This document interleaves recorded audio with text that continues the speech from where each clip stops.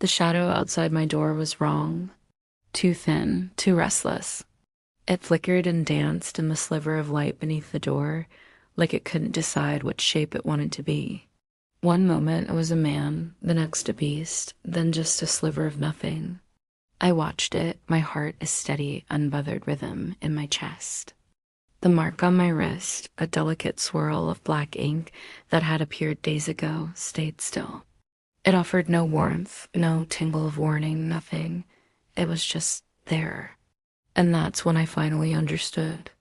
Whatever waited in the hall, whatever was casting that impossible shadow, was not meant for me.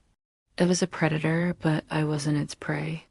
The air in my room suddenly grew heavy, thick with ozone and the scent of old, forgotten places. The darkness seemed to fold inward, compressing on a single point until he was suddenly there. The Dark King stood between me and the doorway, his presence sucking all the light and sound from the room. He was a figure of elegant shadows and starlight, his eyes holding the depth of a galaxy. "You're learning," he said, his voice calm, a low rumble that vibrated through the floorboards. It didn't startle me. Nothing ever did. "What was that?" I asked, my own voice even. He gestured toward the door. A test. The shadow in the hallway withdrew, dissolving into the walls like it had never existed. The oppressive feeling in the air lightened, and I could breathe again. He finally turned to face me fully, his gaze intense, analytical. "They came sooner than I expected," he said, his tone unreadable. He seemed less a king and more a scientist observing a strange new specimen. "Why?" I asked, genuinely curious. "What were they? What did they want?" His eyes lowered from my face to the mark on my wrist. "Because you don't react." I glanced down at the intricate black lines. It was beautiful, in a sterile sort of way. "React to what?" "Hunger," he replied simply. The word hung in the air, but it evoked no response in me. It was just a word. He turned and began to walk, expecting me to follow. I did. He guided me through corridors that shouldn't exist, hallways that bent and reshaped themselves as we walked. The architecture was fluid, impossible. It was like walking through a dream. "The others," he said, his voice echoing in the shifting space. They responded without being touched. With fear, with longing, with emotion. I pictured these nameless, faceless others and felt nothing. No pity, no curiosity, just a blank slate.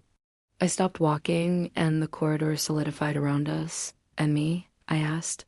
He turned, his shadowy form stark against the warped walls. "You give me nothing.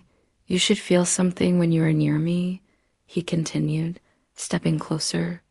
The air between us crackled with a power that I could acknowledge but not feel. "Your pulse should change. Your thoughts should blur. The mark on your wrist should burn." I held up my arm, examining it. Nothing. No change. Just cool skin and black ink. "No fear," he said, his voice a whisper of disbelief. He was so close now I could see the faint silver light swirling in his dark eyes. "No desire." He paused, studying my face as if searching for a single crack in my composure. "No instinct." He studied me so carefully, with an intensity that would have made anyone else squirm. "You were quiet where all the others were loud. Is that a problem?" I asked, my voice steady. His answer was immediate and sharp. "Yes." He took a step back, the space between us feeling like a chasm. "You disrupt the balance, the hunger I send out. It's a beacon, a guide, but it finds no purchase in you. They cannot guide you, and neither can I." That should have been a comforting thought, being beyond his influence.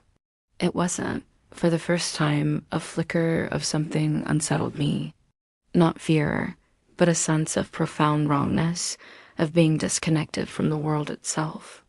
"The others grew close to me," he said, his voice softening, tinged with something that might have been regret.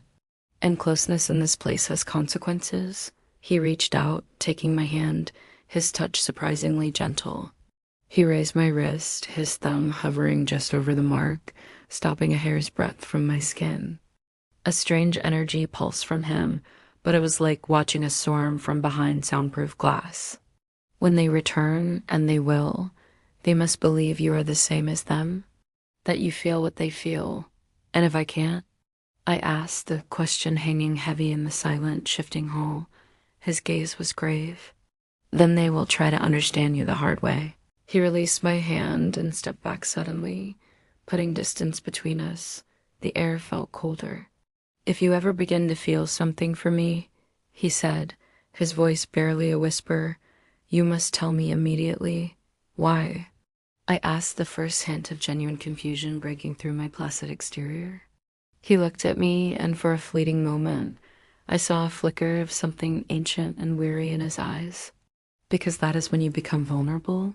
That night, as I lay in bed, staring into the darkness, I felt a faint warmth spread from the mark on my wrist. It wasn't fear. It wasn't hunger. It was something new. Recognition.